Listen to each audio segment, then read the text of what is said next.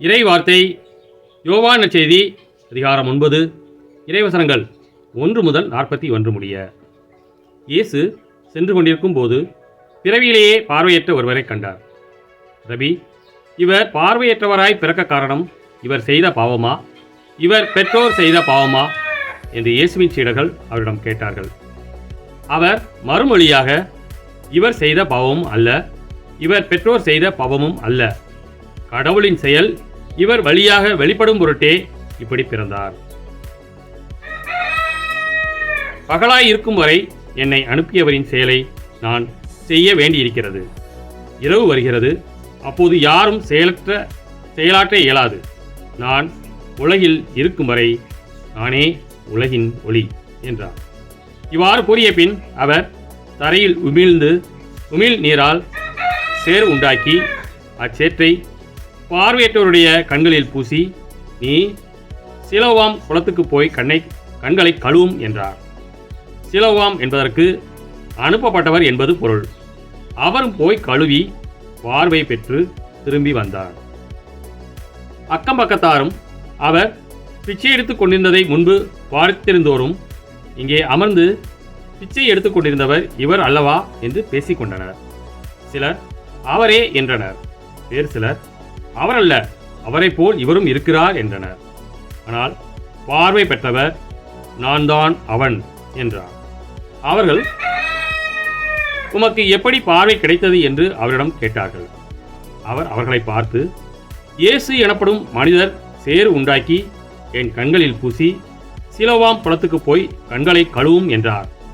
நானும் போய் கழுவினேன், பார்வை கிடைத்தது என்றார். அவர் எங்கே என்று அவர்கள் கேட்டார்கள்.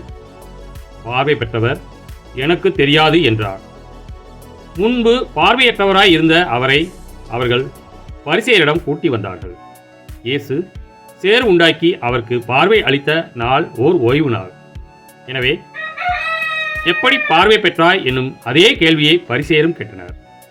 அதற்கு அவர், இயேசு என் கண்களில் சேறு பூசினார், பின் நான் கண்களை கழுவினேன், இப்போது என்னால் பார்க்க முடிகிறது என்றார். பரிசேயருள் சிலர், ஓய்வு நாள் சட்டத்தை கடைபிடிக்காத இந்த ஆள் கடவுளிடமிருந்து வந்திருக்க முடியாது என்று பேசிக்கொண்டனர். ஆனால் வேறு சிலர், பாவியான ஒரு மனிதரால் இத்தகைய அரும் அடையாளங்களை செய்ய இயலுமா என்று கேட்டனர். இவ்வாறு அவர்களிடையே பிளவு ஏற்பட்டது. அவர்கள் பார்வையற்றவரிடம் உனக்கு பார்வை அளித்த அந்த ஆளை குறித்து நீ என்ன சொல்கிறாய் என்று மீண்டும் கேட்டனர். அவர் ஓர் இறைவாக்கினர் என்றார் பார்வை பெற்றவர். அவர் பார்வை அற்றிருந்த இப்போது பார்வை பெற்றுள்ளார் என்பதை அவருடைய பெற்றோரை கூப்பிட்டு கேட்கும் வரை யூதர்கள் நம்பவில்லை. பிறவிலேயே பார்வையிட்டிருந்தான் என நீங்கள் கூறும் உங்கள் மகன் இவன்தானா? இப்போது இவனுக்கு எப்படி கண் தெரிகிறது என்று கேட்டார்கள்.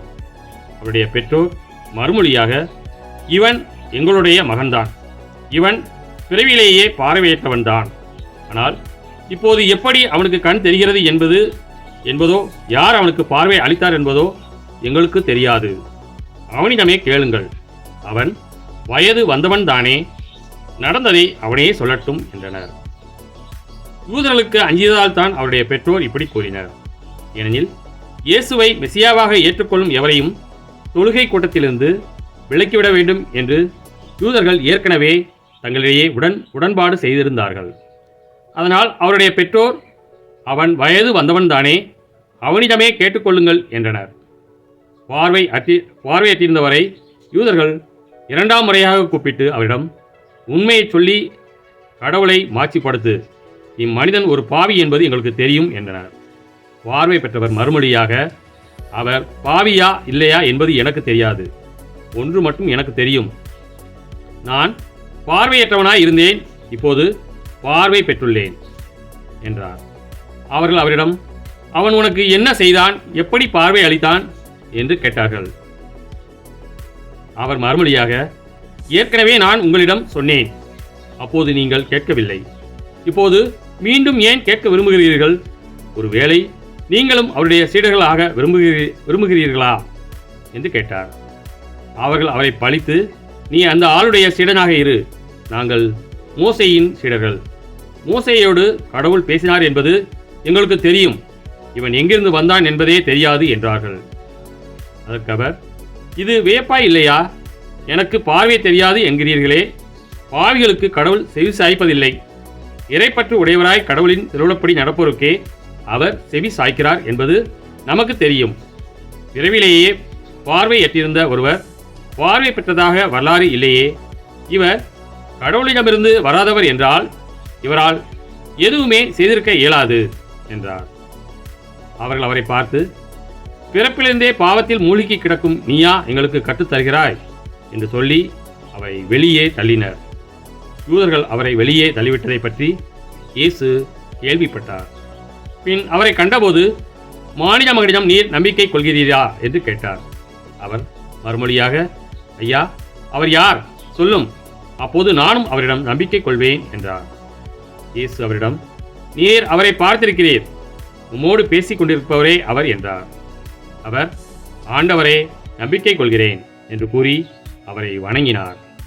அப்போது இயேசு, தீர்ப்பு அளிக்கவே நான் இவ்வுலகிற்கு வந்தேன். பார்வையற்றோர் பார்வை பெறவும், பார்வையுடையோர் பார்வையற்றோர் ஆகவுமே வந்தேன் என்றார். அவரோடு இருந்த பரிசேயர் இதை கேட்டபோது, நாங்களுமா பார்வையற்றோர் என்று கேட்டனர். இயேசு அவரிடம், நீங்கள் பார்வையற்றோராய் இருந்திருந்தால் உங்களிடம் பாவம் இராது. ஆனால் நீங்கள் எங்களுக்கு கண் தெரிகிறது என்கிறீர்கள், எனவே நீங்கள் பாவிகளாகவே இருக்கிறீர்கள் என்றார். கிறிஸ்துவின் நற்செய்தி.